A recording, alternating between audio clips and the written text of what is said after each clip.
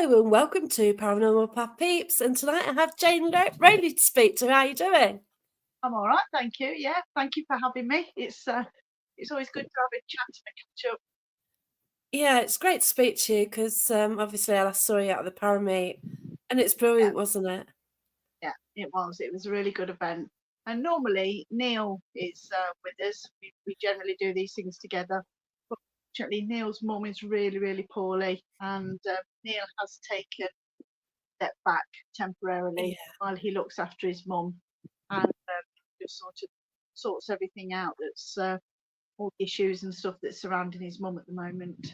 So yeah, I totally get it. I've been there and, it is a horrible time. And, it's times like that you realise family do come first, don't they? they do, And yeah. and that is it. I sort of totally, definitely understand it. I just wish him all the best. Yeah. Yeah, so everything is still at the centre is still sort of functioning as normal. So it's just a case that self, Julie, Amy, and Ant are sort of picking up a lot of the stuff. So that Neil would Yeah. normally do. So still Yeah, want to that's carry on and everything to continue as normal, but you just might not see Neil around for a while. yeah. Yeah, it is such a shame, but yeah, we're all here for him, and anything I can do, obviously I will as well. So Yeah, yeah, yeah, it's got a lot of yeah, and it's support all very much around. appreciated. All the offers of help are all very much appreciated. I know Yeah, bless do him. know who their friends are and they're well aware of all the messages and they really appreciate all of Yeah. Oh, my sound keeps dropping, Jane. that. Yeah, turn it up a bit, or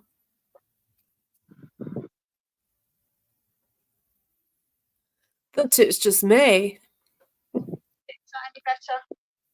I'm not sure. We'll see what Carl says. So, see how it runs. I'll turn the sound up on my laptop a bit. I don't know if that makes a difference or not. But we'll see how it goes. So you've got so much experience, though, haven't you? So where did this paranormal start for you then? You always been a medium?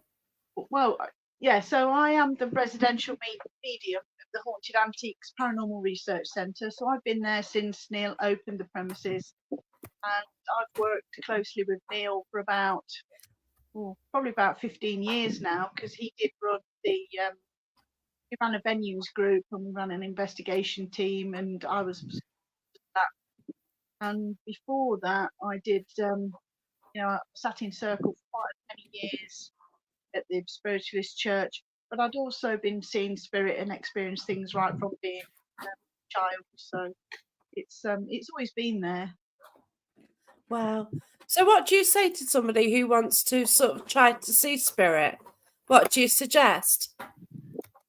I would tell them to just sort of start working on themselves for a start, and you've got to start working with it. We see a lot of people that sort of do some of these things, some of the paranormal things, the investigations, and they see how mediums work. See them the next time, and then all of a sudden they're a full blown medium, and some of the stuff that comes out isn't quite right, and some of the messages that they give really should be perhaps interpreted in a different way, and things like that. There's a lot of to it, and there's a lot more to it than just saying, "Oh, I'm just sort of picking this up."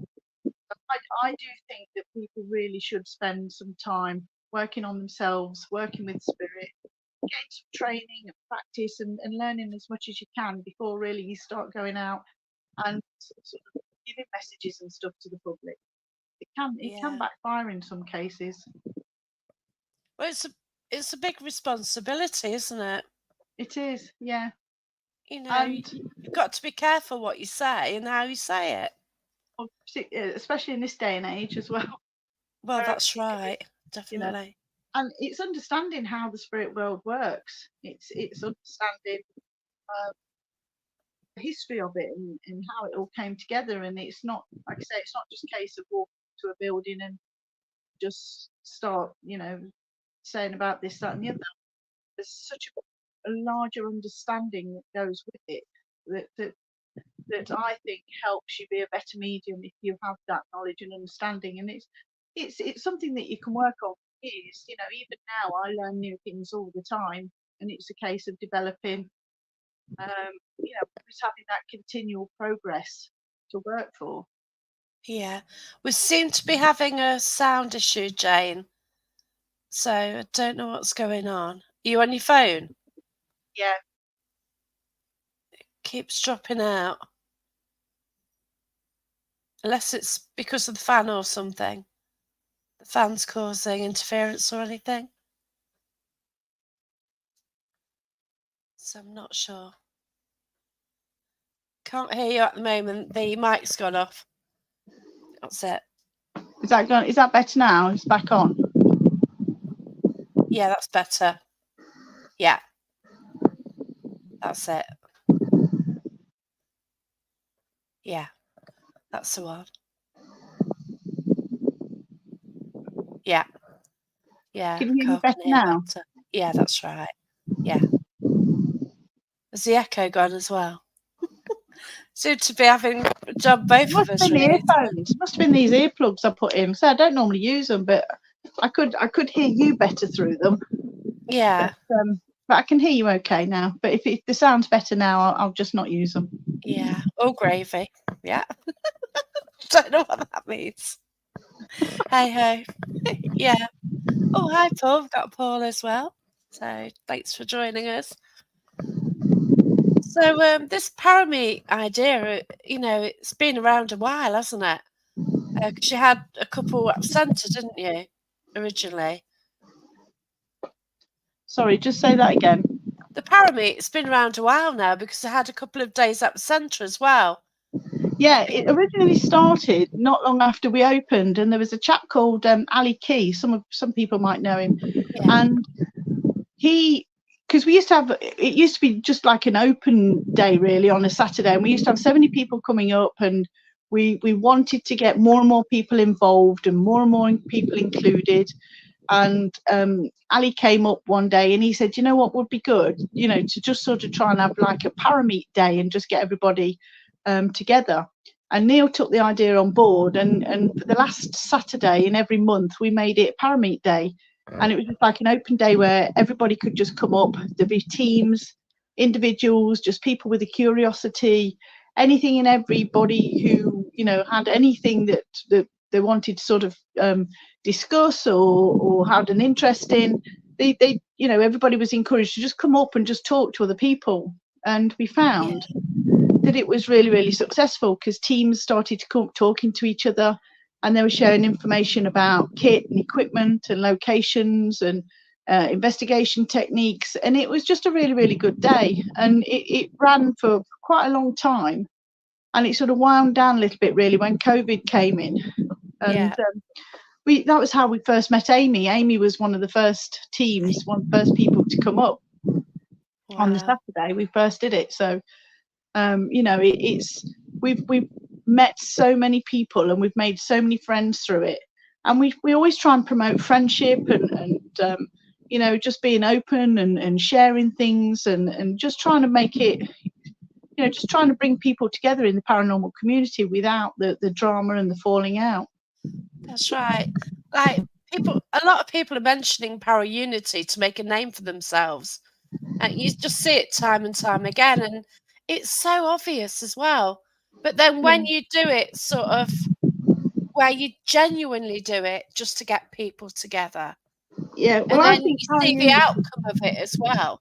Yeah, you see, I think para unity. I'm just going to try and stick one side of my earphones in, just to see if it helps, because so I can hear you better. There might be interference as well with the fan. I think that's causing slight interference.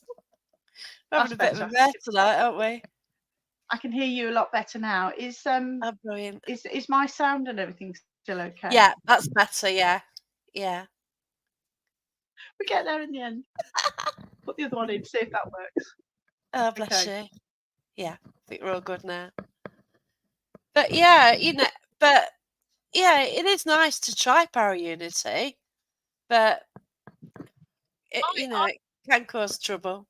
I do really think it is possible in small groups of people. Yes. You're never going to get everybody to conform because there's too many egos, too many strong personalities, too many people who don't want to just share information and stuff like that. So you're always going to get it in smaller groups of friendlier people. And with Para Yeah. Unity, it's not a case of really talking about it; it's doing it, and Yeah, that's what I you know, think. it's sharing, it's showing that friendliness and that openness and being welcoming to people, and that's what we try and promote at the Parameet. That's right. So the first big one was last year, and then there's 3 this year. Had 2 already, which were absolutely awesome, weren't they? Yeah, the last two The have been amazing. The one Yeah, at Sketchley Grange, Parameet Midlands, was the best one yet, and we had so much positive feedback. We're not brilliant. aware of one negative comment at all, not about the venue, not about people's rooms, not about anything to do with the awards or it's all been so positive, and that's really good for Neil at the moment because it does really spur him on to sort of keep going. Yeah, that's right.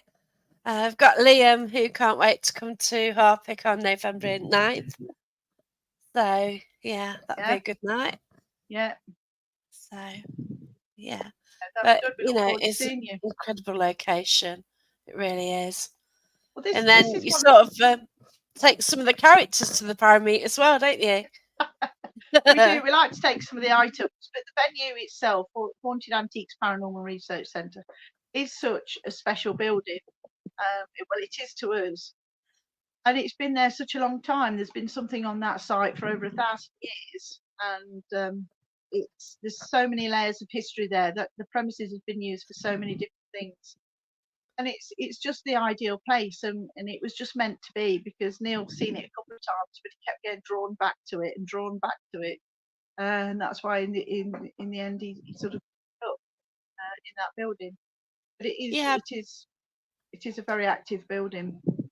and it's happy with the items he's got as well, isn't it? Because it's Yeah, things initially that he was drawn to yeah, from antique shops or wherever, wasn't it? yeah. I remember going on one of the last investigations before Neil left the team that we were in before he started this. Now we were sitting in the attic at Moira Furnace, Yeah. and we were in the attic, and I was very much drawn to this chest, this wooden chest, and I could really feel some really sort of turbulent energy around this chest. And I said to Neil, put the flare on this wooden chest, and he did. And inside there was like the heat. There was like a red ball Wow. sort of swirling inside it, and we couldn't open the chest. We couldn't sort of. So, that was then that sort of really gave me sort of the inspiration about items because we hadn't really done anything with items before, and that was really the last investigation that we did with the team. Wow. Then Neil broke away, and then I sort of followed shortly after that.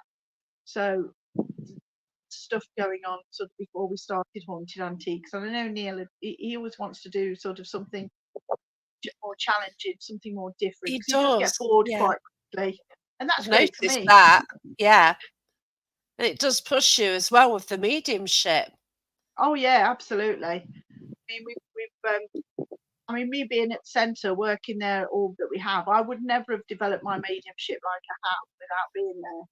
And that's Yeah. why I sort of fully support, the projects and everything that we do because it is so fascinating the amount of different stuff that we've learnt in That's doing right. this. First time I went there, it must have been a year after it opened. So I went with Project Paranormal, Paranormal Hauntings, Phil Newton, and some others. Yeah, And I just thought it was weird because I didn't know how to investigate. Because obviously you go in a building and you investigate that way, but when it was item driven, it's sort of different mindset at first, isn't it? yeah. And so many people when they come up the centre, if you're sensitive, if you worked with spirit before, if you've got any sort of psychic sort of connection with the spirit world, people walk in and they feel this heavy wave of the energies hit them. Quite a few times Can people do do. have to leave. Yeah, people have to leave the room just to sort of try and stabilize themselves while they sort of get used to this energy. And we even had somebody the other week had to leave the room because they just felt so overwhelmed by this flood of sort of energies that was coming through. Yeah. Yeah, I've done that when I first went. Yeah, you just walk in a room and it's like, whoa. When it was the old tea room. Yeah, So yeah, it's the tea room, then onto the dolls room, wasn't it? So you walk up yeah, the stairs, then there's this tea room, which was a base room, a few tables, CCTV monitors as well. yeah, And it was when, like, straight away they captured one of the clowns falling down the stairs. yeah, So, we got that as soon as we got there. Nobody was around and the CCTV captured it, which was great. But, you just walk in a room like, whoa. And I'd never known that before. I think, yeah, Haunted Antiques was the first time I'd walked in a room and thought, wow, I've got to get out of this room because it was that heavy walking through, sort of thick air and everything else yeah. just to get in. It was amazing. But yeah. Yeah, and one of the things that sort of is good about the centre is so many people can sort of say what they feel, say what they experience, and when we get so many people saying the same thing to completely random strangers, they don't know each other, they come at completely different times, and when so many people say the same thing, that's got to be more than coincidence. It's That's right. it, the amount of information that we've collected over the years is just really good, and hopefully I can perhaps get it all in a book today. Yeah, Got definitely. about 3 books on the go at the minute. I've just got one now. One is with the publishers. Yeah. Fantastic. We're gonna make Congratulations. it's been with the publishers a while, but it's sort of got delayed through things, but there you go. Shh. Oh, So is I my what little that dog. was. Yeah, Oh, she's bless just you. barking under the table. Oh, they do, don't they? But the thing is about when I used to go and now, like, first time you go in, first few times, what I did like about it, you walked in, you picked up what you picked up, and then you'd go to Neil or whoever's on going, oh, I get this about it, the doll, or, and then you get the validation afterwards because Yeah. Neil never gave any information out when you went in. Oh, And that was that's always what I like. yeah, You're there to get your own impression. If you're drawn to something, then you're drawn to it. And like, I'm lucky enough to host events there, for the public events, Haunted yeah, Antiques. And I just like not to say anything. So when somebody walks in the dolls room, one of the 10 people usually goes up to Hannah. So if you've seen pictures of Hannah, I've usually got them on my page somewhere. But she's a doll which looks horrendously human. And her eyes seem to follow you as well. And I've seen times where it's like she's had something over her face and the lips have moved. It's been in darkness. I've seen her lips move, and it's been, if I could have lip read, I would have known what she was saying. But yeah, the fact that you go into this room and at least one person goes over to her and wants to carry her around, well, it's a yeah, doll, for God's sake, yeah, yeah. Someone's always attracted to her. One of the strangest things about Hannah, when we've worked with her and when we've done psychometry with her and we've done other things, the strangest thing about Hannah is we've got all these haunted objects in the centre, and these objects seem to have a spirit sort of with it. They don't. When we say the spirit's attached to it, they're not really sort of attached to it like they can't get away from it. It's Yeah. just that it was like a favourite item to them, and every now and again they come and spend time with that item, and we can sometimes work with it. But with Yeah. Anna, it's completely different because the spirit seems to be sort of within her. It's actually Yeah. sort of within her. It's not sort of attached to her or with her, it's within her, and she does have this real. The thing with Hannah is, if you want to get some really really good stuff out of Hannah, she's very friendly. She draws you in. She wants you to pick you up, pick her up. She wants you to cuddle her. She wants you to be really nice to her and carry her around all evening because she loves that and she's really at peace with that. That's the best thing you can do for her. But I know. if you wanted to really kick off, if you wanted to really really do some stuff, the best thing to do is shut her in a box and put her away, because that's what she hates. Yeah. You know, put her in a box and shove her under the stairs or something, and that's when she really, really does start kicking off. That's when you get the best stuff from her. But Yeah, we've seen. I unfortunately booked one night, and it's the England-Germany game. Well, a few years ago. And I thought, right, okay then, let's go in the war room, watch the football, because it's hard to investigate with the England match anyway. So I thought, right, there we go. We go in there. You got the war room. It's got the soldiers, and we get a lot of sort of soldiers coming through in that room. I thought, let Hannah join in, because I thought she won't like football, but she loved it. It's like I just couldn't upset her. Yeah. It's just for her to have attention. That's what she likes. Yeah. Yeah. But then when Anna came to us, she'd been put in the attic because the lady who owned her didn't like her, and she was put in the attic, in a box in the attic, completely on her own, away from everything. And that's when all the really bad sort of stuff started happening. Bumps and bangs in the attic, footsteps in the attic. Even though they knew nothing was up there, and there was all sorts of weird and wonderful things going on with that. And it's only when the lady got rid of that and sent her to us did all the activity stop in the house. Wow, incredible. Because she'd put her in a box in the attic, completely isolated her and completely neglected her, that's when she really did start kicking up. Wow, yeah. Which, I totally get that, because she loved the Parameet. Like, people picking her up, carrying her around. She totally loved it. So, Liam, I am coming. Can't wait to meet you. Yeah, brilliant. HAPRC, Heartbeat of the Local Paranormal World, for Richard. And it's a brilliant place. Liam, avoiding door room. Really, mate? Yeah, we'll lock you in there with the clown, no problem. Sort that one out. Paul, we had a wonderful time at the centre. Jane spent so much time with us. Thank you. Oh, you're welcome. It's always great working with Paul. He's a really nice guy. Yeah, and his sessions are brilliant as well, aren't they? Yeah. The past life regression. Yeah, definitely. Very interesting work. Yeah, so Paul is at the North Parameet as well. Are you, Paul? I'm not sure if Paul's. I haven't got Paul on my list, so I'm not sure if Paul's actually not there. quite sure. But it's been great to meet you anyway at the other two. Yeah. Yeah. So when is the Parameet then? The North the one. Next, it's October, isn't it? The next Parameet is Parameet North, and it's up at Pontefract. It's the 18th to the 20th of October. And the guest speakers so far that have been confirmed, and this isn't in any particular order. He's not coming. Oh.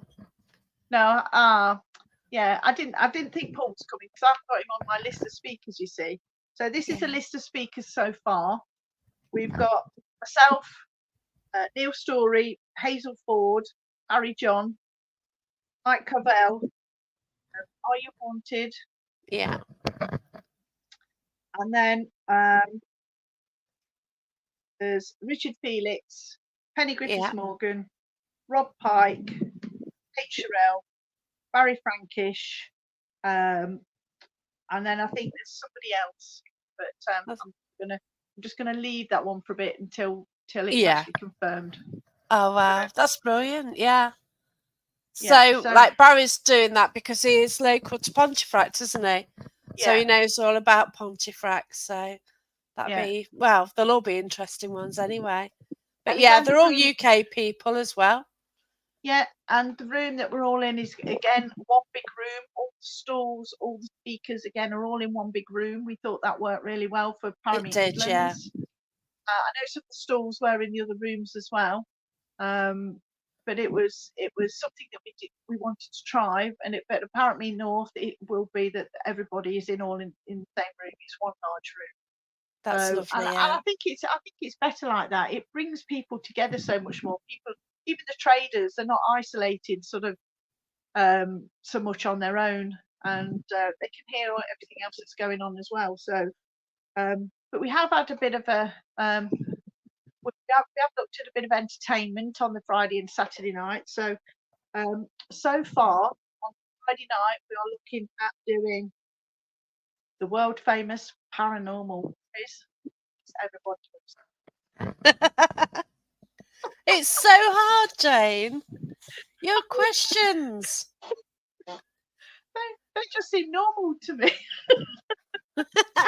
I will do some easy ones because we have had. I know people enjoyed the anagrams of the locations. We like anagrams, yeah. Yeah, definitely. With Shampwanker and last Shampwanker's a winner. Yeah, and Glitter Piss that was in the last one. So it was one. The Shampwanker was about locations, wasn't it? Yeah. So I will try to do an easier quiz then, if that.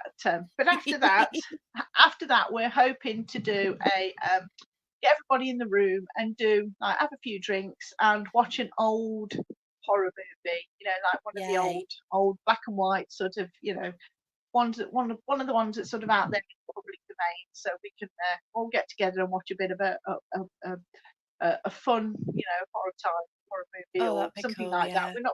We are looking at a couple of films, so we're just going to select one now that we think everybody will enjoy. So nice and creepy one. So Friday night, so you've got your paranormal quiz, which I think we're looking at doing at 7:00. Yeah. And then from 9:00, going to have a movie night. So then that'll be good. Awesome, yeah. Then on Saturday night, by popular demand, and with it being in October, we're looking at a Halloween fancy dress. Yay. Along with karaoke. Awesome. Yeah, I'm up for that. Yeah. We, when people make suggestions, we do try and listen and we do try and make it happen. I know there was a lot of requests at Parameet Midlands for people to have a karaoke night. So we're going to do that on the Saturday night with a Halloween fancy dress. So brilliant. Yeah, I think that's going to be good fun. We try to make because we're doing quite a few Parameets, we're trying to make the evenings a little bit different each time to just sort of mix it up a bit. And I think when it becomes predictable and people know what's gonna, when it becomes the same every single event, it does. I think it gets a bit boring. So we are trying to mix it up a little bit and just do slightly different things to keep people entertained and to make it fun. Well, that's right. A lot of it is like you just hanging around with like-minded people. You're having a laugh. You're having a few drinks, and it's just great, isn't it? I just love it. Yeah, and one of the biggest things that we've noticed since we've been doing all these Parameets is the fact that people want to sit and talk and socialise. People want to be together, and it's not just in little groups. People just don't necessarily want to be in their little groups. Sitting outside. Yeah. One of the things that we laughed about was what the circle just kept getting bigger and bigger. That's it. And bigger as more and more people joined, and we want everybody in that one circle. We don't want people going off and sort of feeling isolated and like they don't fit in or they're not welcome, because that's not the case. We want everybody in, and I think the karaoke night is going to be a good fun because everybody's going to be joining in, and hopefully everybody will be getting up and singing and making fools of themselves, making more friends, and just having a really good time. That's it. It's about creating memories, isn't it? Yeah. And if you can learn something, or if you've got a new friend out of it, and somebody else, you sort of, you find a team who you can go out investigating with, or, just anything, isn't it? But you're just creating memories. Yeah, and we're also breaking down barriers as well, because when you get up on stage with a couple of people who you don't necessarily know, you've seen their face on Facebook or whatever, and then you get up on a karaoke and sing a song with them and have a few drinks with them. There's so many barriers that come down. There's so many friends that have been made, during these Parameets, and it's absolutely brilliant. Yeah, because the thing is about words as well. People can misconstrue words. Like you can write something and people can sort of say, they can get offended at it, and you don't mean what somebody particularly writes doesn't really, and somebody can get upset or just misread it or something else like that, and then it can cause he, she, and all that rubbish, can't it? But something like that, you're face to face, you're having a laugh, and you sort of get to know each other. But in a way, don't you find with Facebook you sort of get to know people anyway? You do, but I mean, In some ways. yeah, I think you do. And then when you meet them, it seems similar, don't they? Yeah, I mean, in my experience, I've sort of seen people on Facebook, and when I've met them in real life, they're nothing like what I expected because you've seen pictures or whatever, or you've messaged or things like that. And like you said, you can't always tell the proper meaning of a message because you can't always get the context That's it. in which way things are said.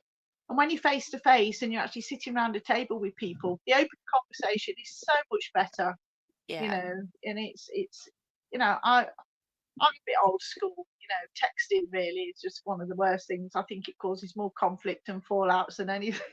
Oh God, it can You do. know, good old Yeah. face-to-face conversation. It's things are sorted within minutes, and you know, people are generally much happier, and it's all, you know, people are much more friendlier about it. Yeah. Certainly a different world now. I sort of rely so much on social media because I do live on my own.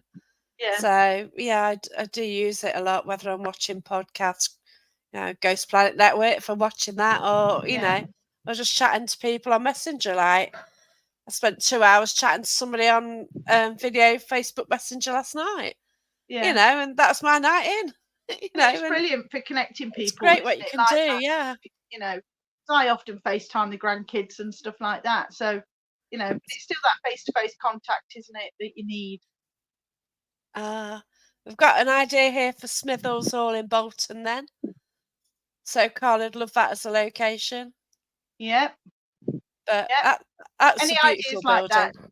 Yeah, any ideas like that? You could always send it through to us. I know next year we have got a few things in hand. I know Neil Yes. has already got the Parameet in January planned for the World Parameet World, where we're having Yes. speakers from Australia, America, and the UK, around the world. So it's going to be something again completely different that he wants to try, different ideas, different That's speakers. cool. Yeah. Yeah, different way of doing it. So yeah, going to do that, and then I think we're also looking at a trip in conjunction with Phantasm Tours this Cornell. Transylvania, wasn't it? Dracula's Yeah, castle. yeah. So we're And looking at that as well, and there are a few ideas at the moment for a venue around or sort of later in the year, but I can't really sort of talk about that until we know things are confirmed and what yeah. what we're going to do. Yeah. So there's lots in the pipeline, lots more parameets coming up in lots of weird and wonderful ways. So, you know, Yeah. we're not, still lots of things going on in the background. Well, that's it because you do different series like you used to do podcasts and you still do those, but then obviously you've got the Demon Connections, which I know is sort of close to you and Neil, really. It is Yeah, something unusual and you've had a lot of flack for it as well, but you want to sort of just test the boundaries and just see, don't you, really, what's yeah. going on and find out the truth. And we were quite surprised about some of the, if you like, some of the more negative side of the comments and things that we got through it. But, you know, how are you going to learn about things if you're never going to challenge the boundaries? If we always stay within that parameter where people have said, you know, this is this and you believe it and that's all we're going to do, you're never going to learn anything outside of that. So the Demon Yeah, Connections to us is a very special project. For anybody who doesn't know what the Demon Connections is, it's a live feed that we do. Well, sometimes they're recorded, but it's a live feed that we do, and it's all around demons. We're looking at 72 demons in the Lesakir Solomon, and each time we summon a demon. Obviously, that's not done on camera. I do that. I summon the yeah, demon. We get on camera, and then we do the investigation, and we then make up our own mind. We do the investigation and we make up our own mind. But a lot of people, you know, have said that we shouldn't be doing it because we're operating above our pay grade and rubbish like that. You know, we shouldn't be summoning demons, this, that, and the other. Why not? You know, who said that we can't do that? that's And, right. you know, you then get back to religion again. And, you know, to me, religion is something that's been interpreted by men Yeah, for their own agenda. things like that. You know, the Bible's an interpretation of men interpreting old scrolls and things like that to fit their own narrative and, you know, the way we should all be doing things, and that's according to their opinion. So, you know, I Yeah. don't. It's things like when people say there's rules around Ouija boards. Well, who made those rules? You know, who said Yeah, we've got to that's do right. that? You know, and this is one of the things that we do at the centre. We challenge everything. If somebody says we can't do it or you shouldn't do it, then we'll just go right ahead and do it and make up our own minds about doing it. You know. But what I like about the rules of Ouija board is the fact that everybody else has different ones. So it's not a set rule, is there? But you've got to do this, you've got to do that. You've got to shut Everyone it down. does it differently. So yeah, we don't. We've never shut any of the boards down. We don't open them up. We don't shut them down. We never close any of the boards down at the centre. Nothing's happened. Yeah. No, I've used them frequently, haven't I? And that's it. Yeah, you know. same with the demons. We've done over 30 demon connections now. It is a little bit on hold while Neil does Yeah, that's a right. Haunted Connections show, and the demon connections might be on hold for a little bit more till Neil's able to rejoin the team again. Yeah. Now, but we're, you know, it's all still there. But the demon connections, we've done over 30 of them. We've summoned over 30 demons into the centre, and Yeah. nothing's really happened. And I was at one of them, which was an amazing night. Yeah, you were. So that was incredible, and I sort of got weird imagery in my head, which, like, what the hell, you know? And it's great, you know, because, you know, you're getting this information through, and then I'm getting this weird thing. It's like, whoa, what is that? But yeah. But I think it's all about, you know, if you're working with the spirit world, they're going to show you lots of different things. Yeah. Not just, you know, we shouldn't be so blinkered in what we think it's just, you know, it's not just that straight and narrow road. There is everything. There's so much more to it all than what you know, we're led to believe. And the more we do it, we find the more and more we work with spirit, and the more and more we do with them, then the more and more they reward us by showing us different things and more complex things. That's right. It was funny, like, there's a public seance night, wasn't there? And I know Mickey York and for London lads. Yeah. They sort of they filmed it, and something came through about Mickey as well, doesn't it? Yeah. And well, that was quite funny because that was a bit with Baphomet at the beginning. That was it, yeah. And Baphomet sort of snitched on Neil a bit, really. That was the one, yeah. So Neil, Jane didn't know this, but Neil had been like setting his intention about something, and he had a plan, you know, something he wanted to try out. So he's kind of setting this intention, and then the spirit Baphomet brings through what was going on. Yeah, and like Neil was gobsmacked because Jane didn't have a clue, but then it's like this demon sort of grasped on him, which was quite funny. Because I was sitting there, and it more or less came through straight away, really quite strongly. And I said, someone's been working with Baphomet. He's here for somebody. Who's been calling Baphomet? Who's been wanting to work with Baphomet? And Neil was sitting right beside me, and as soon as I looked at him and seen his face, that sheepish sort of look, I knew it was him. Yeah. So that was quite funny. So funny. And the stuff that came through for Mickey was really good as well, with the binoculars and the sword. That was incredible. Yeah, the personal experience that Mickey had. Yeah. Yeah. And it was a day or so later, he actually sent the photos to Neil when he went back home and talked to his dad. He actually found the binoculars and the sword, and he sent the pictures to Neil. So that was really good. You know, it was. Yeah. That's what I love about seances, when when people come back from after the seances with information like that, which just then sort of validates the stuff that we brought through. Yeah, that is what I like about sort of spirit side, and that's why I share things, because I might share what I get. You know, if you get names, dates, things like that, I'll share it. I don't care if anyone thinks it's rubbish. You know, it's I've written it. If somebody else goes there 6 months later and go, wow, I got that person through. Yeah, that's enough, isn't it? You get a validation. You know. So I think sometimes you just got to do your own thing and work work with spirits, you know, the way that they want you to work as well, because we've come across so many different things there. I mean, things like the aliens, our That's little incredible. ET. Yeah. Yeah, our little ET. We've got an alien there called Balaam. I think his name is Balaam. And just by, you know, just working with those things, people have said, "Oh, you're making it up. It's all rubbish and stuff." But you know, I really don't care what people say No, like that, because I don't have to prove anything to anybody, because this is, you know, as me and Neil have always said, this is our journey, this is our that's right. experience, and Yeah, we will still do this, and we then share that information with other people. Whether they believe it or not is entirely up to them. it's But up to we, you them, know, isn't it? we will just Yeah, carry on doing what we're doing, and we don't yeah, really care what other people's opinions are, because nobody's going to stop us doing what we're doing. And you know, if some of this stuff is far too complex or a bit too sort of out there for people to believe or understand, then that's not really, um, you know, that's not really our problem. We will just that's carry right. on doing what we're doing. And I think sometimes if people come across that and they've had that experience, then, you know, don't necessarily slate it, or yes, you might not believe it, but go and do a bit of research for yourself. Because you know, we've Yeah, said this before, I could tell you a million ghost stories about a lot of things, and you wouldn't necessarily believe it. And until you actually get off your backside and go into a building and have that yeah. experience yourself, you know, you're not gonna experience it. People will always say, "Well, prove to me ghosts exist." Well, I don't have to. No, don't want to. Can't be bothered. You know, I don't really care whether you believe or not. I know what I believe, and I know what I've seen, and I know what I've experienced.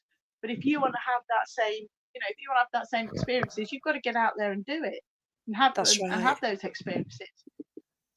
Yeah, you sort of got a lot of keyboard warriors, haven't you? You know, the ones who post a picture of the, you know, nothing, and then they go, "Oh, you don't believe? Well, mate, you know, I actually do this. Oh, take care, Paul. Yeah, Cheers. bye, Paul. Oh, bless you. Thanks a lot. Take care." Oh, see you soon. Yeah. Oh, bless him.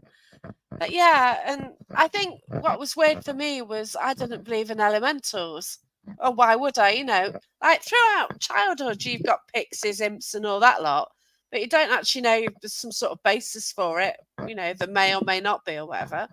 But then when I came to the centre, people kept mentioning creatures, and you know, people say, "Oh, I'm being scratched. I've got something crawling up my leg," and I don't actually feel that now. You find that some people always get scratched, you know, and they do. You see it happen, you see it materialize. And Yeah, then you get people who say, oh, they've got something crawling up the leg. And a lot of people get that, specifically in the attic room. yeah. But for me, I did an investigation once and a medium came in. He sat down and he saw all the creatures running around the floor and he wouldn't put his feet on the ground. And he didn't know about the creatures, and for me, it's things like that what validate it, isn't it? Yeah, yeah. We do have a lot of creatures up at the centre, and this was another thing that they've brought to us, as we were doing. You know, I'm talking about spirit, because Yeah, we've been working along. You know, this sort of took us to a new level about learning about all the creatures, and that's learning it. about what these things sort of are in the spirit world. But yeah, but it's pretty amazing. But when people see them as well, other people see them, yeah, it's great, because you know, before we found these creatures at the centre, there was there was very little said in the paranormal community about anything about creatures. Yeah, You know, then once we'd sort of started telling people about it, then people started to see them more and more. yeah, that's it. But you know, like this lad, he hadn't even seen, you know, he hadn't even heard of them, and it's just great. But yeah, I don't think I'd be impressed to see them. And that's probably why I can't see, you know. And I think it's good that I can't see. Like when you hear the horror stories, like I've spoken to a few people where they'll walk or they'll drive and they'll actually see something crossing the road and it's Yeah, spirit and not human. yeah, And it's mad, isn't it? It yeah, must be. Can you see them? yeah. For me, the spirit world, seeing things from the spirit world is a lot easier than what we think it is. The spirit is just sort of all around us anyway, and it's Yeah, just when we're sort of compatible, or when we can sort of connect with them, that we can then see them. Yeah. I can't. I've seen shadows and stuff, but I can't actually see them. Yeah. Which I think if I could, it might be a problem. Yeah, well, that's sort of how I work, because when I send my energy out, when my energy connects with their energy, that's then when I can see them. Yeah. Oh, that's brilliant. I see them in my mind's eye, but not physically. Yeah. It must be incredible, but I'm not sure I'd want to, and that's probably why I Yeah, can't. and And that's it. when you first see them, it is one of those things that, what am I actually looking at? What am I seeing? Yeah. Is this real? Is this, what's going on? And it does take a bit, it does take some getting used to, because we're just not used to sort of seeing so many different things from the spirit world. Yeah. So maybe, in time, maybe I'll get that skill. You don't know, because things do change. You do develop, don't you? Yeah, and it does take time. It does take time. When I was seeing creatures and things when I was little, Wow. there used to be this thing that came out. Even now, as a grown adult, I can't sleep with doors or cupboard drawers or wall drawers or anything open. I have to make sure everything's closed. When I was little, when I was about 3 or 4, I think it was, something started to come out the wardrobe and sit on the end of my bed and pinch my feet, and really used to make me really cry. And it went on for a couple of years. And every time I told my parents, it was a case that you're imagining it, or you must have been dreaming, or something like that. But I was terrified to go to bed every single night, because I knew this thing would come out the wardrobe, sit on the end of my bed and pinch Oh my my feet. And I gosh. used to hide under the covers until the pinching stopped. And then sometimes by then I'd probably cry myself to sleep, or I'd be, I used to be traumatized. Wow. And it went on for quite a long time. I didn't know really know how to deal with it then. I know That's how it. to What deal did with your them family now, say? but they just thought I was dreaming it, or because I was, usually Right. in bed. Okay. Yeah, and they thought I was imagining it, or dreaming it, or making it up, or something like that. And in the Yeah. end, I just stopped telling them, because it just didn't make any difference. So No, I get it you. was sort of following on. I'd say that did go on for a couple of years, and it Wow. sort of gone from then. I saw a ghost in my grandma's house when I was about 9 years old.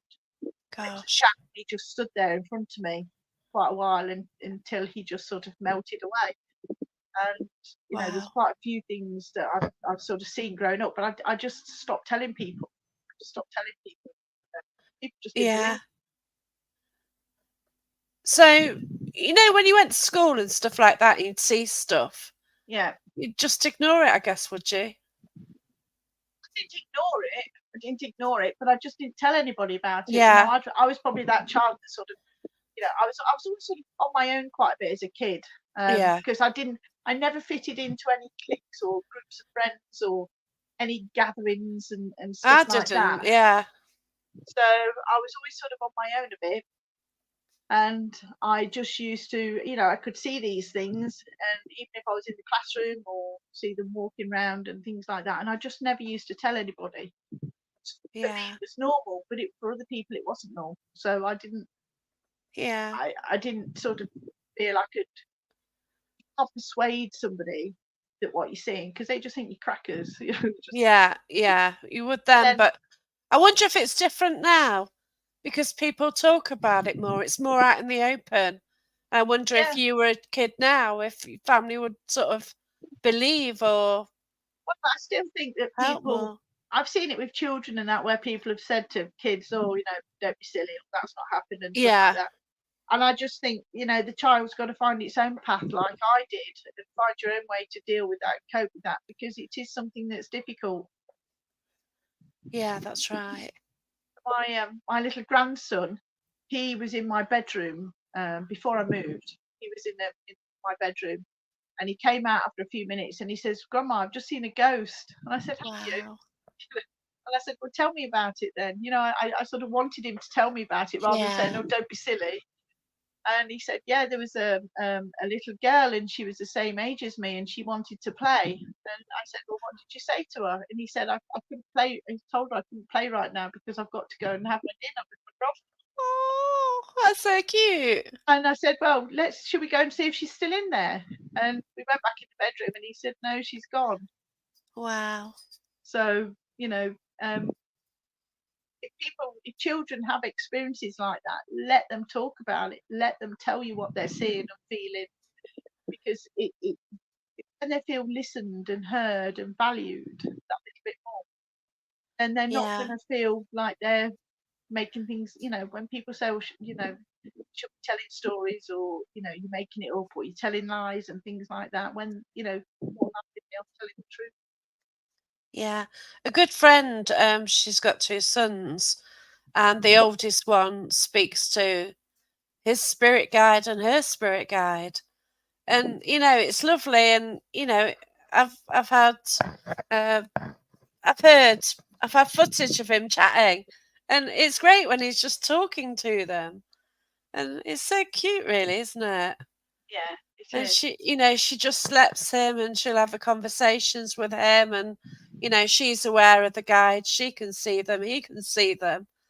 Yeah. And yeah, it's interesting. It's for me, it's a totally different world, but wow, it's amazing, isn't it? Yeah, it is. And I've just been recently doing a lot of stuff on child reincarnation, and some Wow. of the stories are just amazing. When you hear about children that have lived before, they come back and they more or less say straight away that about their old lives and Yeah.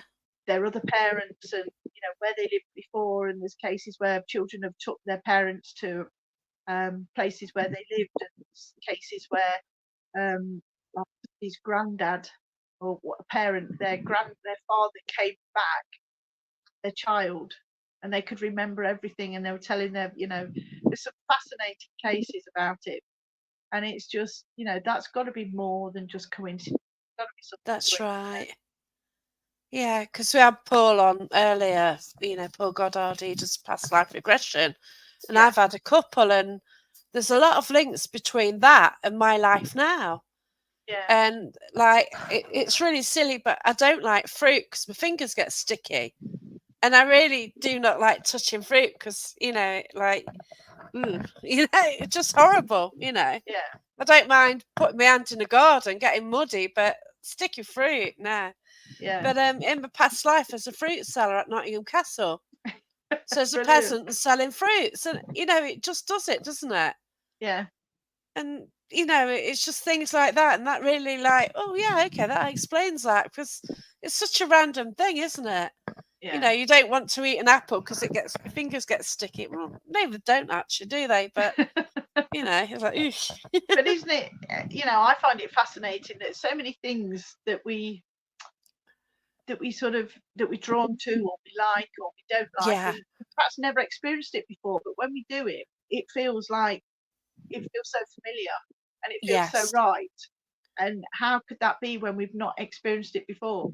Yeah. And I think a lot of this does go back to the past life, your past lives. Yeah. I'm fascinated by Mexico. And originally my ex went away, and he sort of said books away for a holiday, and I found pyramids. I wanted to go to Egypt, and I found some more in Mexico. I thought, oh, Yeah. let's go there. But the more I found out about it, the more I was fascinated by it. And then when I actually went, I felt that I belonged there. I felt that I didn't want to leave. And for the year of coming back, I felt so screwed up as trying to work out how to get back to Mexico. Yeah. I even wanted to do archaeology so I could get out there. And Yeah. I don't know, it's just a place that it's got some draw, and it hasn't come through on a past life yet, but maybe. Yeah. I think there's so many experiences like that. Yeah. But yeah, I'm just fascinated about the Mayan culture. I just am. And I don't know why, but yeah, it's just something. But there was definitely a lot going on before, before the asteroids hit and melted the Oh, ice caps definitely. and caused all the floods and stuff. There was definitely civilizations there before us, like at Göbekli Tepe and things like that. Yeah. There's so many sites around the world that Graham Hancock, there's a chap called Graham Hancock. Fingerprints of the Gods, yes. Yeah, I've read it. It blew my head. Yeah, I've got a lot of his books up here. Yeah. And you know, some of the stuff it is fascinating. You can't deny that there was the civilization. We've not just been around 5,000 years. We've been around so much longer. Yeah. It's the fact that back before they had any technology, they actually mapped out the Arctic, didn't they? Yeah. And they did a map, they do it perfectly. Yeah, And there's yet, that. I think how? it's They the didn't Perry have Reese anything. map. The Perry Yeah. Reese map that was done in the 1500s. I reckon that they got that from more maps way before, you know, years before that, and it was all mapped out when it wasn't even frozen, and it's been frozen for like 11,000 years. So Yeah. it's fascinating stuff. Yeah. And also, like you get the story of Noah and his ark, and there's also similar stories which happened in South America as well. Yeah, every single civilization around the world has a story that's similar to Noah, and Yeah, that's when and it's incredible. yeah, Really and is.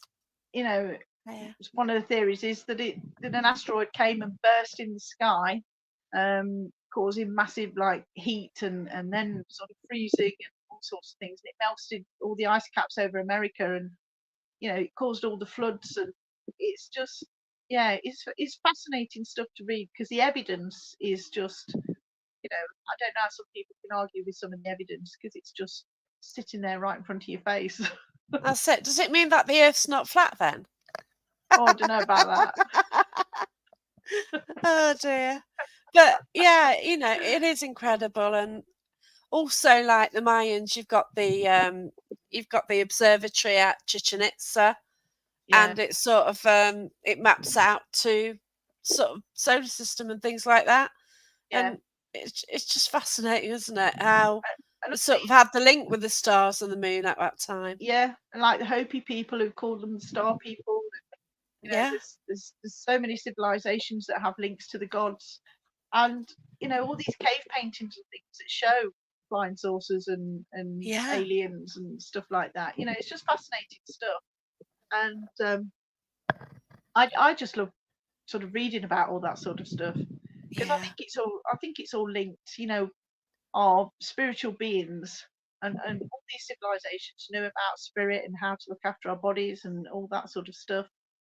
And you know, it was all there. It's not just a new science for us. It's been around for thousands and thousands of years, and we are we could be so much more if we focused on, you know, that spiritual side of things. definitely.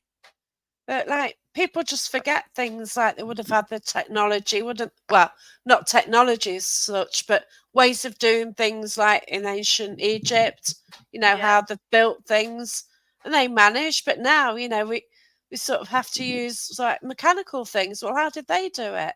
yeah, And all this has been lost. yeah. And And it's just like cooking now, like at school we were taught to bake. yeah, we Now, were like, oh, how do you bake? Oh, you just go to Iceland and buy some frozen pastry, or you just buy something ready done. And that sort of art, it's dying, isn't it?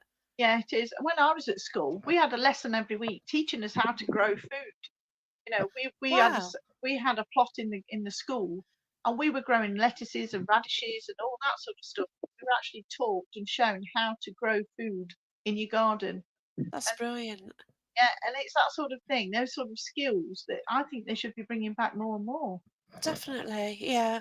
Especially the way things are, there are allotments around, people are getting to understand that it's better to grow. The prices of the supermarkets now.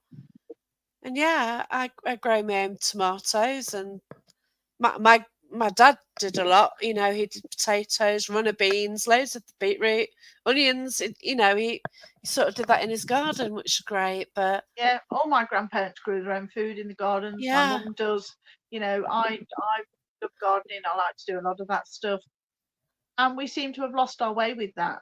And there's so much yeah. rubbish in the food that we eat now. And Oh, we only have to do a little bit in our gardens and Mother Earth would help us, you know. And there's just so much there, and that's why I very much my beliefs are with the old gods, you know, yeah, the Green Man. Uh, they to me, that seems to be the only path that's going to provide for us and help us through all this. Yeah, that's right. If people were more self-sufficient, it would help drastically, rather than just expecting to get something, throw it in the microwave, then boom, and Yeah. it's just full of V numbers and all rubbish, isn't it?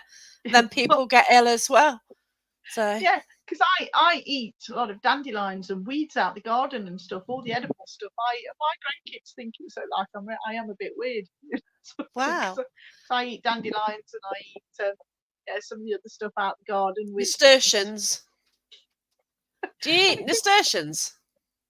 No, I haven't tried them yet, but Yeah, they're good apparently. yeah. I am broadening my field. My foraging field is definitely being, my horizons being definitely broadened. Well, that's it, because now, you can buy a leaf salad, can't you, from the supermarket? Can be anywhere from £1 to £1.50 for a little more than dandelions, to be fair. And if you can find it in your garden. Yeah, I don't really buy lettuce and leaves and stuff now. Like I say, I'll go out and find some weeds in the garden and go and eat them. But you see, I go well. I've got a dog, so that's a problem. I have to keep a patch where it's okay. But I feed the tortoise. I try and find dandelions for her, because it's better than buying leaves from the supermarket, isn't it? Yeah. It's kind of like some more buddly. Yeah. There is so much that we can get. Like, I'm happy at the moment I've got blackberries, so I've got to keep picking them and make sure I do something with them, rather than pick them, leave them in the fridge, and then go manky after about 3 days. Yeah, and there's so much stuff out there that we can eat, and I do also give offerings back to the fae and the bits of the garden. I give a lot back to the fae, and I always ask them if it's okay for me to sort of take this stuff. Oh wow! I give offerings as well back to Mother Earth, and I that's, I think, you're going to take. You also need to give a little bit back as well. Have you got a sort of altar in your garden or something? Little corner where crystals? I've only I have actually got I have actually got a tree. It's because I've not long moved. I moved at the end of April, so I've only been in the house sort of a couple of months now. But the garden is, while I'm waiting for planning permission, the garden is definitely the focus at the moment. And I've actually got a totem. There'll be a big totem pole. Wow, incredible. Garden. And there will be a fire pit there, because I do, I've got my drum. I do my drumming, pagan stuff. Oh, brilliant. And I should be sitting around my fire drumming.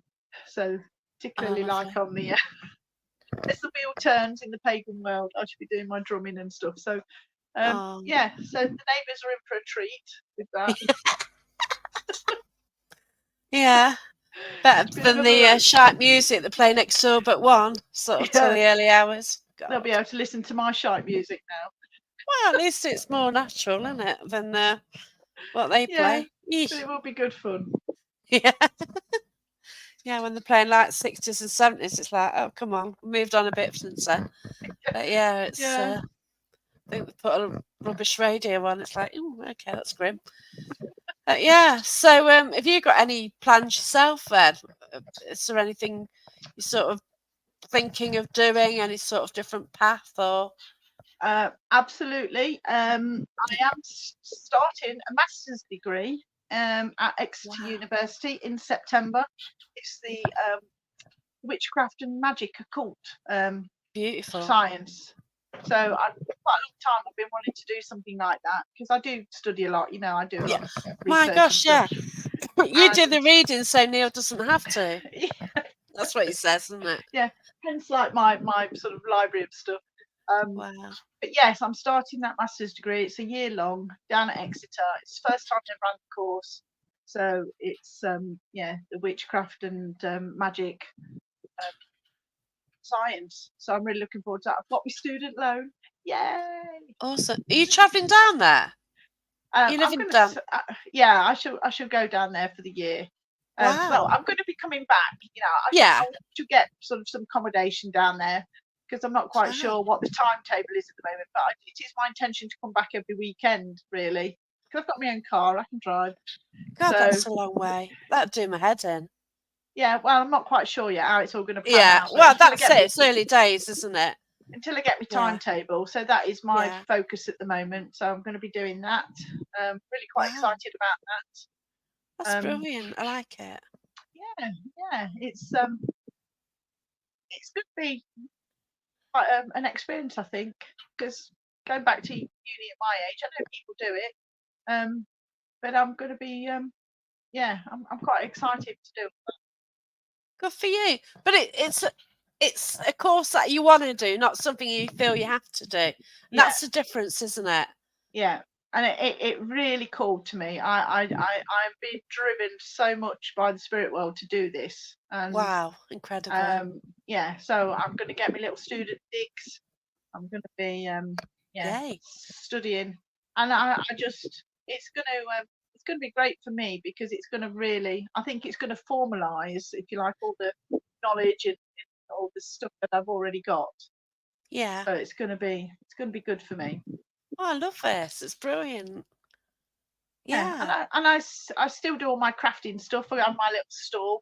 I'm just Yeah. changing the name at the moment, so so it's no longer sort of going to be a hobby type thing. It's going to be more of a it's going It's to a be more of a business. business, yeah, Yeah. to sort of start that. But I can't start it just yet. I'm just gonna You because can't I've do just everything at moved, once, can you? yeah, Yeah.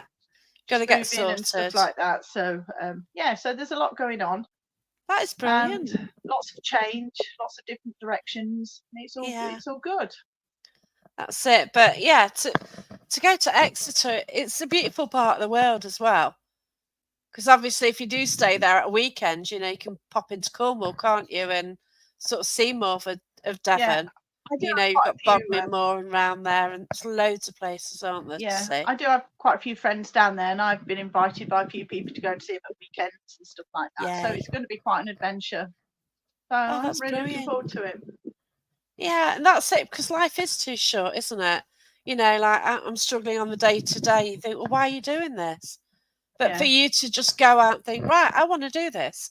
I'm going to yeah. go like all these miles away. What is it? 200 miles? I'm a I'm not bit quite rubbish on sure that. how far away it is. About 4.5 hours, something. But But this yeah, this is like a calling for me. It's almost like it's I'm being good. compelled to do it, and there's nothing that's gonna, there's nothing that's standing in my way at the moment to do it, and I am just really looking forward to doing it. I love this. Yeah, Yay. and it's going to get me to actually, do a lot of more Welcome. writing and research as well because I want to things like residual energy. You know Yeah. what I think of residual energy. I believe it Come just on then. For exists. everybody who doesn't know what you think of residual energy, go for it. I just don't believe it exists. We've never experienced it up at the centre, and I don't think anybody else has either. I've never had anybody come to me at the centre and say, "Oh, we found this, but we think it's residual." It just doesn't, to me, it just doesn't exist because it all sort of stems from the stone tape theory. Yeah. Stone tape theory was something, was a play that was done by the BBC in 1972. It starred Jane Asher in it. And it was just made as a thriller, a Christmas sort of thriller. And it was released. And from that, people actually thought that stone tape theory was a real thing. It's like where the things that's supposed to be have a traumatic death, then it's supposed to be that energy is supposed to be locked in the stones of the building, and then Yeah. at some point it gets released. So this was the thought, and to me, it just doesn't. It's just not right. It does. There's too many conflicting things. Hello. There's too many conflicting things that make it possible. That just doesn't make it possible. So Yeah.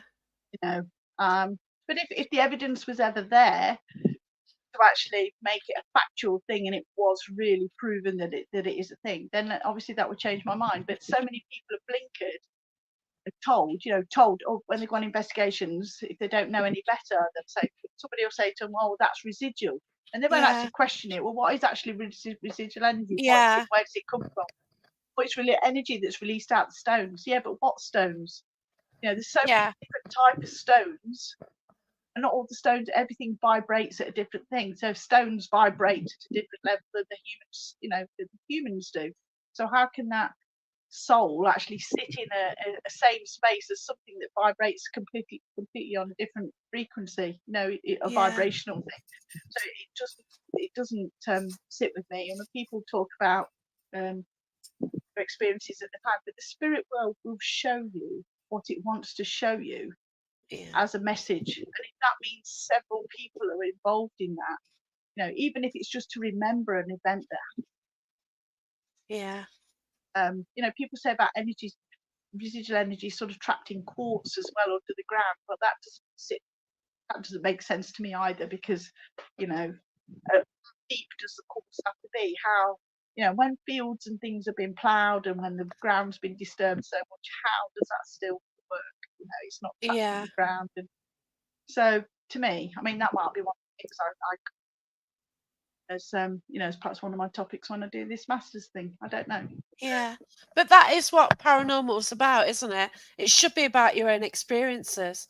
Like so many people, you get like the different methods of investigation and sort of I like Estes. That's come in. Like a lot of people do Estes method, and you think, yeah, I like that. And then there'll be something else which appears, which is a new way of doing things, and you kind of a lot of people just follow. And admittedly, I do. You just see something, think, yeah, I'll try that, and what to use your brain and think, oh well, actually, what people are saying all this. Well, question it, and where does that originate from? Who said that in the first place? Why is that? Why do they say things like that? And that is one of the things. Whispers as well.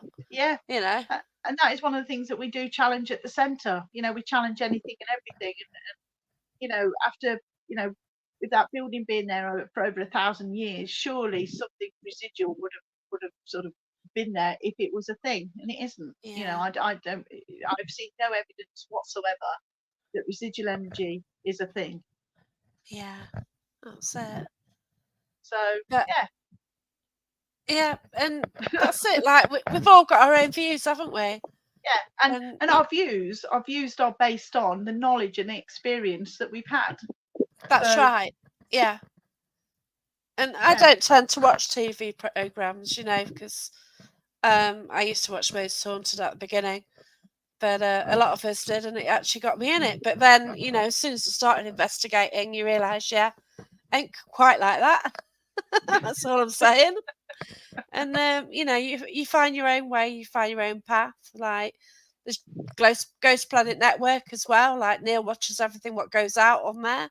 So he puts genuine investigations on genuine people, and I won an award, which was brilliant for the podcast, which is amazing and so unexpected, but that's so cool. But and it's great that that's free as well, isn't it? And Neil did say that he will be still putting content on in the background. It might not be so busy as he might not be doing as many as what he has done previously, but he still will be putting bits of content on as and when he can. So don't worry if you've sent stuff through to him, he will be getting it on, at some point. It is. He's got his priorities at the moment, and that's it, isn't it? It's so tough for him. And like anyone who's been there, you do know what it's like, and family's first, and that's that. So everything else can wait, can't it? And that's the way it is. Hi, Lynn. Thanks for joining us. But we've got Ames as well. Do you see Ames come on? No. I put it up. I didn't think you'd seen it. Oh, of course you missed everything, Ames. But I'm glad you're here now. But it's just an incredible journey, isn't it? And it's the people you meet along the way, which is why the Parameets been such a success. And I absolutely love the people in the paranormal community, because it is such a diverse melting pot of opinions and experiences, and there's just so much. And I love listening to people's stories. I love listening to people who have experiences they don't understand, or they've worked something out and they've come up with some really good answers, or I just love listening to people's stories and what they have to say about things that they've done in the paranormal. And that's one of the ways I think we learn as well. Yeah, that's right. Because you get your own theory, and then it just gets blown out the water, doesn't it? By some Yeah, strange experience you may have. Like, yeah, I've really had some weird experiences. For instance, that red wax box. yeah, yeah, Now that was unbelievable. So Neil got this at the time when the book boxes were sort of mentioned quite a bit. He got this red wax covered box in. And I don't know, it arrived in the centre probably on the Monday. On the Friday, I was kind of fascinated by it. So I held it quite a lot. And then somebody got a photo of it, and my face changed. it did. So basically, I've got sort of dark rings under my eyes, a pointy chin, and a pointy nose. And Jane had actually drawn what she'd got at Yeah, the I've got the book time here. from the centre. You've got it. And My book it's here. it's a similar image to what my face had changed to in this photo. So that was my first visit. So the next time I went and held it and got somebody to take a photo. And you got this white light coming from the box. It wasn't an orb, it's not a bit of dust. It was too big for that. Oh, Oh my God. Yeah. so Jesus. that was my drawing of the bloke, of the chap that was with that box. And my And face did that. your face changed into something very similar, didn't it? It And did. also, Yeah. we had somebody take a photo of the when it was in one of the glass domes, and there is Yeah. actually a reef, like an image of that face in Wow. the glass dome, the same sort of face. So we've got sort of Incredible. three like sources of sort of the same face from different people, and that to me is just amazing. Yeah, Amy was so cross when we found out it had been opened, and yeah, I was absolutely destroyed that night. It's really weird because for some reason, like the first time I went or second time I went, um, just before I was due to go to Haunted Antiques again, I used to get a click in my ear, and I think, Yeah. what the hell? And then after about fifth time, I thought, you get a weird click in the ear. I acknowledged it. It went. And and then I kept realising that it always happened before I was due to go to Haunted Antiques. So without fail, every time I was going, I'd hear it. Thought, oh, is that again? Yeah. And then once I thought, oh, it didn't happen. I forget it happened. But then one particular time, I thought, oh, it never happened. I thought, oh, okay, that's weird. And it was cancelled. And then another time I got a click and thought, oh, what's happening? I'm not going. And it turned out I was going. So, it was really weird. And then it changed. And instead of one click, it went click, click, click, click. So it's really weird. The first time I met it as well, it was actually in, oh God, what's that little room off where the mirrors are? I forgot what to Chamber of call it. Fear. Chamber of Chamber of Fear, Fear. yeah. So first time I met it, it was actually on a table. And it was all static coming off it. It was sitting there clicking to itself. It's really weird. You remember that? Yeah. Yeah. It just sat there and it's just clicking. It's like, what the hell? And then for Yeah. it to be doing that with me, and then from like one click in my ear to then stopping, it then went click, click, click, click. And then one night I was at, it's probably about 3-4 years ago, I was at the centre of Gary Fields. It's my booking. And I sort of asked him about it, and he sort of when he could get a click, click, click, so he'd picked up on it as well. Yeah. But then one night, I sort of said to Neil, I said the clicky box is dead, because I called it a clicky box. Yeah. And I knew something was wrong with it because it just got weaker and weaker, and it just wasn't communicating with me anymore. Yeah. Which I know it's random, but it did communicate with me about 2 or 3 years, which is just so crazy. Yeah, one of the best experiences we also had with it was in the tea room. When the tea room was in the war room, it was Yeah. actually on a table because we were going to do some work with it. And 5 of us were standing around the table, and the box was on the table, and we all saw the table actually turn round like that on its own. It actually spun round on the table on its own without anybody Wow. touching it. And we were hoping that we'd got it on the CCTV, but we didn't because it was You too never, far you away. never do you? It's annoying. Oh, and another time as well, Neil did live stream. So he used to have item of the week, didn't he? So he was doing Yeah. a live stream on it, and I was weirdly linking into it, and I got, oh god, I just came out with, oh yeah, I said, is it your winged serpent or something? I got it in my head, so I asked that, and Neil was using his dowsing rods and he was agreeing. So Yeah. then it says to Neil it wants to sit in front of the mirror. So Neil put it in front of the mirror and it went and cracked it. Because I knew it wanted more energy, so I got it in front of that mirror. Because in the attic room there's a mirror which is said to be a portal, and there's enough comes in and out of it, doesn't there? To be fair. Yeah. Yeah. And a few people have tried to shut that down. A few people have tried to close it. So, yeah, it's mad, isn't it? yeah, but that box, somebody did open it on an. See, we trust people. We trust people, and that's right. I was devastated. Yeah, when they're up there on their own, somebody actually took all the wax off it and opened the box and left all the wax inside the box. That was it. That was why we couldn't work out what had gone on, because the wax, there's no wax around it, was there? Yeah. And if wax cracks, it falls and it'd be like around it as debris, but it had gone. And yeah, there's nothing with. I don't know what they did to the box, but it was the man that was there with it wasn't there anymore. No, that's right, because it stopped communicating to me, which yeah, it was weird. I'd never sort of anything like that. And it's like a little project what happened for years with me. It's weird, but yeah. So I am really grateful that we did actually capture, the information that we got from it when we did. It was incredible. Yeah, that's right. And I think because it was left for people, they could go up and use it. They could go up and try psychometry, or they could put it on the table, things like that. But at the same time, because of that, it got destroyed, which is a shame, isn't it?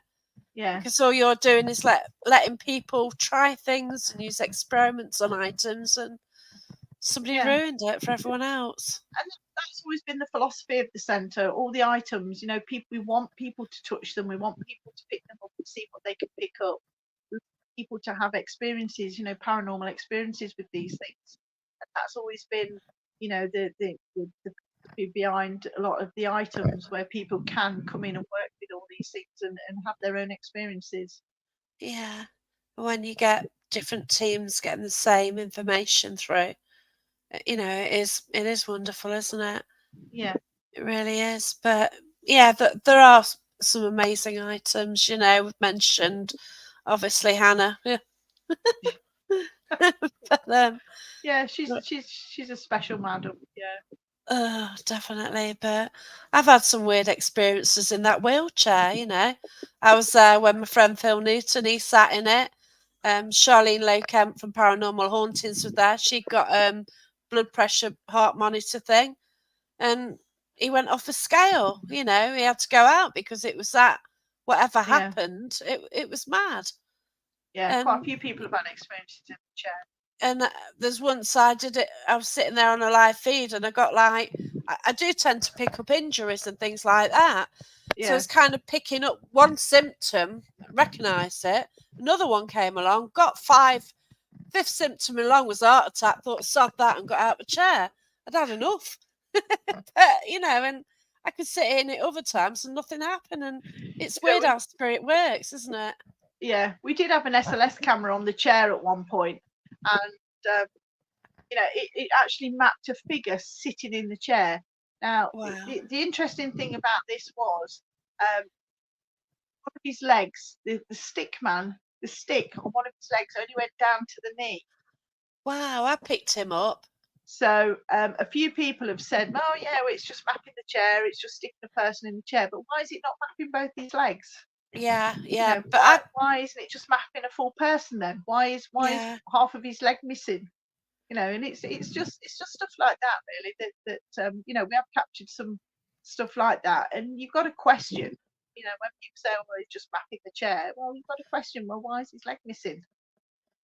That's it. And yeah, there are flaws with every bit of equipment. Yeah, we know that SLS maps things, but you've just got to question it, haven't you? Like, we know that K2s, we know mobiles can set them off, we know signals, but if something's reacting to questions, and you ask it to go to red and there's no real reason for it to do that and it does it, you can't then say it's rubbish. Yeah. And we had a really amazing experience in Wales with a K2. And we'd gone to this hotel because this person was experiencing a lot of activity in the hotel. And so they asked Neil if he'd bring his team along to see if we could sort of get to the bottom of what was going on there, which we did. But out the back of this hotel is one of the small cottages that they also let. We went, sat in the cottage, and I could pick up all these people, and I could see them all, and I described them all. And part of that, we'd also been invited by a chap. He was Welsh. I think it was part of a team, some Welsh paranormal team. And I do apologise if he's watching. I can't remember the name of the team. But the three of us, there was myself, Neil, and this chap, and we were sitting in this cottage, and it was in the dark, and I could see all these people, and I described them. And the only kit and equipment we had a K2 on one chair, and we had the lighting up doll. I thought her name was. She was on the other chair. And I was talking to these spirits, but I was just getting no response whatsoever. And Neil tried, and he didn't get a response either. And then this chap started talking to them in Welsh. And he was talking. He was speaking to them in Welsh, and he was saying to them, "Flash the K2 for yes," or flash the doll for no. And he was asking them all these questions, and these two things that were just going off, in response to the questions that he'd asked. And that's the most fantastic experience I've ever had with the K2. Nobody was touching it; it was just sitting on a chair. There was nothing. It's an old cottage. There's not like loads of Wi-Fi and all that sort of stuff. That's right. But these specific questions. I mean, he was telling us in English what he was asking them, and the question we asked him, and he translated it into Welsh. Yeah, awesome. And he responded. We were in there quite a long time, and the amount of information and the responses that we got was absolutely fantastic. But then we got a question, as spirits, is it possible that they do only understand one language, the language that they always use when they're alive? That's a big question, yeah. To me, that was that proved that point to me, because we were asking in English, and there was no response. As soon as he started to talk to me in Welsh, a language that they recognised and that they could talk back, they actually responded with everything in every possible way, and the information was just amazing. So, but then I see it as a different way. Like, when I used to go to Wales, they used to speak Welsh when I walked in the shop, if they weren't speaking English when I walked in, if you know what I mean. Yeah. So they might not want to speak to you, because sometimes they'd rather speak to just Welsh people. Yeah, absolutely. And I found that as a child, things are different now, but yeah, that happens a lot with me. So I've got a question from Lynn. She says it was interesting about the mapping of the chair. Yeah. And she sort of said, has it captured a spirit with one leg? Yes. His hands were on the sort of the side of the chair. He was quite tall. The proportion was right. His head came up just to like the top of the wheelchair, but his legs and his foot was on the footrest. But the stick, if you like, from his knee down on his, what would it be? To be his left leg, the knee, from the knee down on his left leg, there was no stick. There was no, his leg finished at his knee. Yeah. So he sat there in the chair, and he only had half a leg on the stick. That's incredible, isn't it? Yeah, and it was just amazing to see, because then you do ask, it's all these things that you've got to question. Why is it not mapping his whole body if it's just mapping the chair? Right. If it's just, so it was a really good experience for us. And Lynn says some Welsh people don't like to speak English, and and that is one, isn't it? Yeah, and these people were clearly, they didn't want to talk to us in English, and they probably Yeah. didn't want to talk to us because we were English. Yeah, that's There's a right. lot of Yeah. things to take into consideration, but as That's soon as the it. chap started talking in Welsh, the information that was coming out was just amazing. Yeah. Right, I'm sorry we've got to end it here. No, Just a that's shame. fine. Yeah. But thanks so much. It's been wonderful, and thanks everyone for your comments. But Yeah, I will just say, if you haven't got your tickets for Parameet North, then please get your tickets because they are selling quite quickly. We wow, sold lots of Parameet Midlands, so yeah, come along, join us at Parameet North. We'd it's love to see you brilliant. there. It Come and was make some fun. new friends, catch up with your old friends, and yeah, we'll see you all there. And thanks, Jackie, for having me on.